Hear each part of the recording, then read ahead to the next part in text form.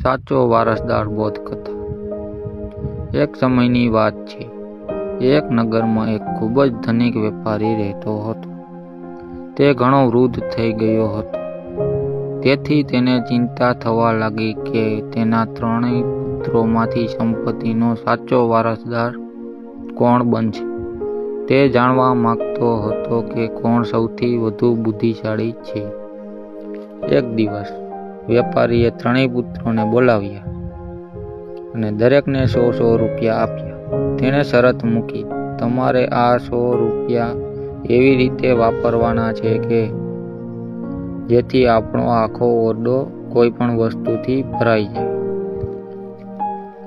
જે આ કામ કરી બતાવશે તેને જ હું મારો બધો કારોબાર સોંપીશ। ત્રણેય પુત્રોના પ્રયત્નો। મોટો પુત્ર તે બજારમાં ગયો। તેણે વિચાર્યું કે સૌથી સસ્તી વસ્તુ કચરો છે। તેણે 100 રૂપિયાનો સૂકો કચરો અને ઘાસ ખરીદ્યો અને ઓરડામાં ભરી દીધો।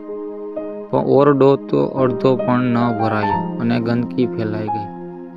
બીજો પુત્ર તે પણ બજારમાં ગયો। તેણે વિચાર્યું કે રૂ કપાસથી ઓરડો ભરાઈ જશે, પણ 100 રૂપિયામાં તો થોડું જ રૂ આવ્યું, જેનાથી ઓરડાનો એક ખૂણો પણ માંડ ભરાયો। નાનો પુત્ર તે શાંતિથી વિચારતો રહ્યો।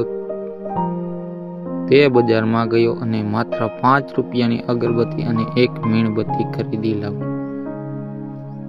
પરિણામ, સાંજ પડી ત્યારે પિતા ત્રણેયના ઓરડા જોવા ગયા। 2 પુત્રોના ઓરડા જોઈને પિતા નિરાશ થઈ ગયા।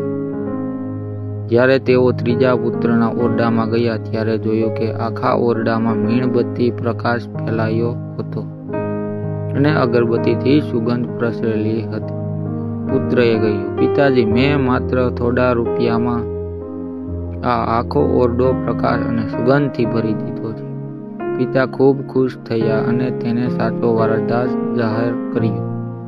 આ વાર્તાનો બોધ: બુદ્ધિ અને સંપત્તિ કરતાં વધુ શક્તિશાળી જીવનમાં મુશ્કેલ સમસ્યાઓનો ઉકેલ ભૌતિક વસ્તુઓથી નહીં પણ સૂઝબૂઝ અને સકારાત્મકતાથી લાવી શકાય।